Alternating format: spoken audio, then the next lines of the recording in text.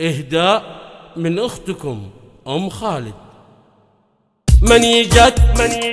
من يجاك سبعة خشوم بماله من حصيد من يجاك سبعة خشوم بماله من حصيد وخاسر الا ما تقدم لو انها اشجري اقدميهن يوم علي وانثر الشعر الطويل واشتري لونه حرير نزل تحت الخصوم كل ما يلفح يغطي على الرمش الكحيل والعيون وسع من هي تخزه في خطر وعز حاله من سببها سهر بكل ليل ومن حالاتك يوم علي واقع وسط الاسود وانتي يا خلود الحلا ما كره مالك مثيل شبه بستان انجمع فيه ورد مع زهر وقبل بطالتك كانها الصبح الجميل سحرك الفتان غطى على كل من حضر يا منى وانتي بك الوصف لو قلنا قليل القمر لو هو تحداك من زينك خسر ام سامي مصله نادره من خيل صياري مثلك ترى بكل ميدان انظفر يا غالية كل وصف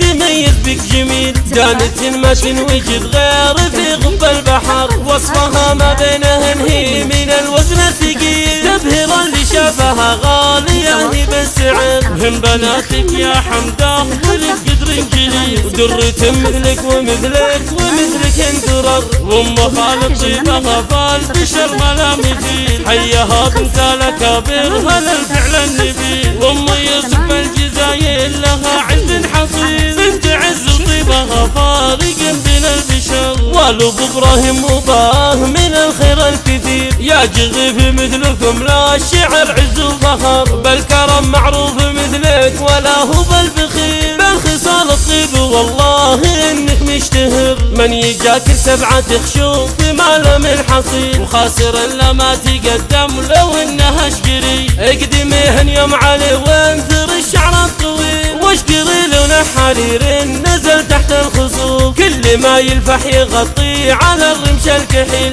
والعيون وسع من هي تخزه في خطر وعز حاله من سببها سهر بكل ليل ومن حالاتك يوم علي واقع وسط الاسود وانتي يا خلود الحلا ما كره مالك مثيل شبه بستان انجمع فيه ورد مع زهر وقبل بطالتك كانها الصبح الجميل سحرك الفتان غطى على كل من حضر يا منى وانتي بك الوصف لو قلنا قليل القمر لو هو تحداك من زينك خسر ام سامي مصله نادره من خيل صياري مثلك ترى بكل ميدان انظفر يا غالية كل وصف تميز بك جميل دانت ما تنوجد غير في غب البحر وصفها ما بينهن هي من الوزن الثقيل تبهر اللي شافها غالية هي بالسعر وهم بناتك يا حمداه ولك قدر جليل ودرة